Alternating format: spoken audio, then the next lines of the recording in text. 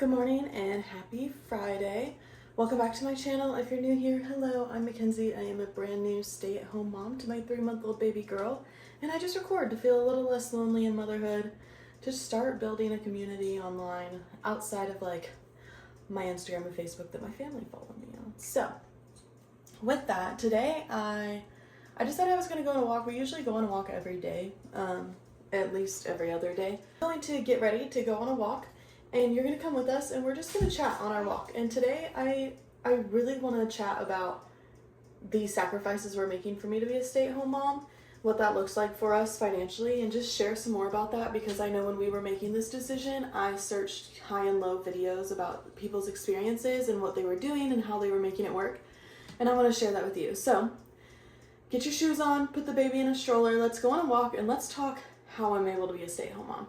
So I really wanted to talk about how me and my husband are making it work for me to stay home with our 3-month-old. So the plan the whole time that I was pregnant was that I would go on maternity leave and that my mom would actually end up leaving her job to be able to stay home with the baby, and I would go back to work. I was super hesitant at first because, to be fully honest, we've always made just enough, and losing, I was about a little over a fourth of our income was from me, and so that was really scary. I also was in school to continue my education to then become a teacher. If you don't know, I was a paraprofessional for 4 years in school to become a teacher, so I was like close to finishing school. And also, like, again, that's a hefty part of our income that we would be losing, so it was just a little scary. I decided to truly let go of the reins and trust my husband as the head of our household. We have strong Christian values in our house, and that means that my husband leads and I follow and I submit to him, and not in a weird, culty, abusive way, but in a way where I trust him and I trust his guidance and I trust that he will lead our family well. And so with him telling me to leave my job, I put my trust in him that he would provide and that we would have a roof over our head and food on the table, and if that's all we had, that's all we needed.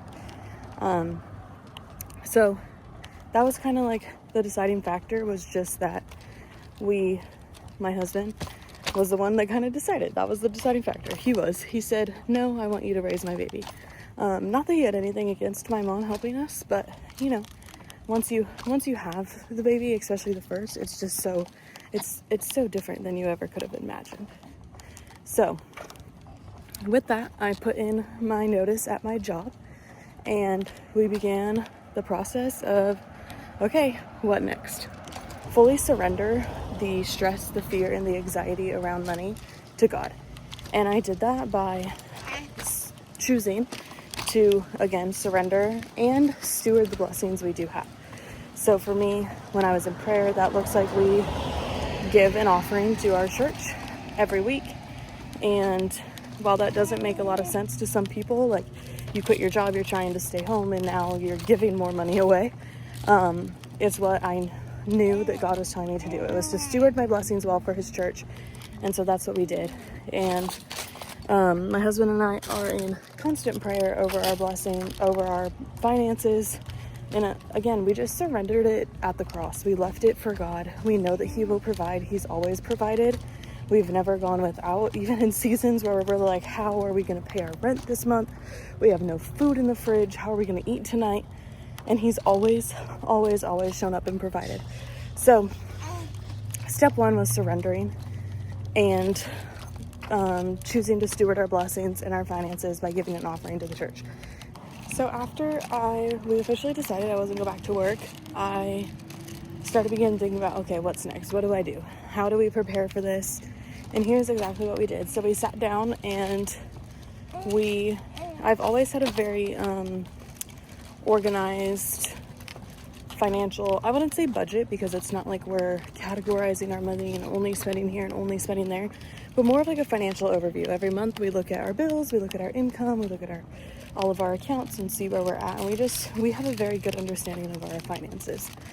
So with that, we looked at that document and we said, okay, we need X amount of money for the rest of this year, living expenses, for a just in case anything happens, let's have at least the rest of this year in our savings. So we came up with that dollar amount and we began extremely diligently saving. So for the first couple months of my leave, I was still receiving my maternity leave pay. And we also ended up, my leave landed in tax season and we had a tax return. And then we both have 401ks where during life events such as having a baby, you can pull out a chunk of your 401k. Mine's a 401k investment plan. So I can pull out part of my money in there with no fees. So you just have to pay the taxes on it.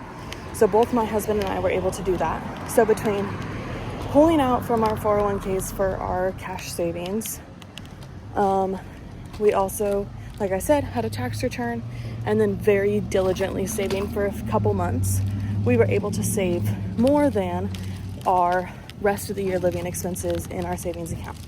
So that alone made me feel confident in quitting my job. Like, okay, if nonetheless we have the rest of the year saved in our savings account. So that's what I would do, is really look at exactly how much you need to live off basic necessities and your bills paid, and start saving that. So the next thing we did was we wanted to figure out how we could cut our monthly expenses. And so if you remember, I said that we ended up saving more than we initially planned. We planned to save enough for the rest of the year. Living expenses wise, we saved quite a big chunk more than that. So what we did with that was we decided to put it towards debt. We paid off all of our credit cards and we paid off my car. So we no longer have those debt payments monthly, which cut our expenses down by about $500 a month. So that was a huge blessing that we were able to do. So we have no car payments and we have no credit card statements in our home. So that was a huge part of me also, again, feeling confident in the choice to stay home, and something that my husband took lead on and decided that we should do with our abundance in our savings. We also looked at all of our other monthly expenses, our car insurance, our phone bill, our internet, and we looked at where we could cut. So we actually went and got new internet service and we cut it from $120 a month to only $20 a month. We called for new quotes on our car insurance, and unfortunately we got the best there is. Both of us being on our parents' policy still, we get really good prices, so there was no change there. And then we also went ahead and changed our phone lines and now saved quite a bit of money there. So overall, between paying off debt and then changing our internet and our phones, we actually are saving close to $1,000 a month in living expenses. So we cut our living expenses by $1,000.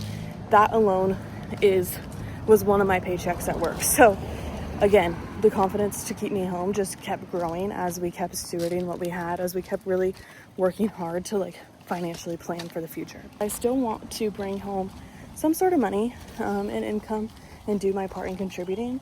Especially, I only have one baby, and while one baby is plenty of work, don't get me wrong, this is a 24/7 job, while also keeping up with the house and the errands and the chores.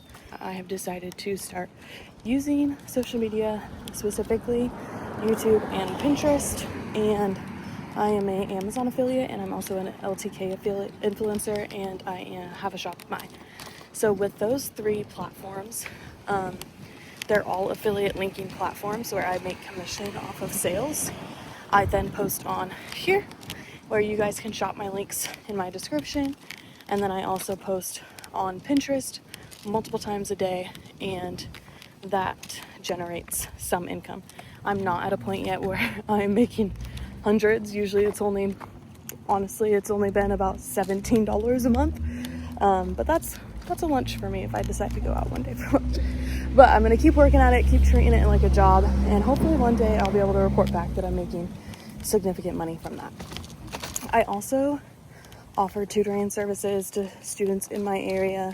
The school year today is actually the first day back to school for my area, so that'll pick up here in the next couple months, where I will offer virtual tutoring services, and I will do this in the evenings and afternoons when my sister and my mom can help watch the baby while I do that. And I make a significant amount of money doing that. So there still is some income coming in on my part. Not a lot, not nearly as much as when I was working, but I'm still doing my best. So yeah, that's everything that I have to share about how my husband and I are making this work. It truly is an act of God. It's a surrender. It's letting go of the fear of money. When I realized that money and finances were my idol, when it was all I was thinking about, and when I had such a tight grasp on it, and I would pray about it, but I would still hold on to it. And God wasn't able to work with it because I still had such a tight grasp on it. And as soon as I truly surrendered and I let go of it and let him have it, that's when things started to change. So I hope this is encouraging. I hope this provides some information. I searched the internet high and low when I was deciding to stay at home for videos just like this. So I hope this was encouraging. Thanks for walking with me and talking with me. Love you all. Goodbye.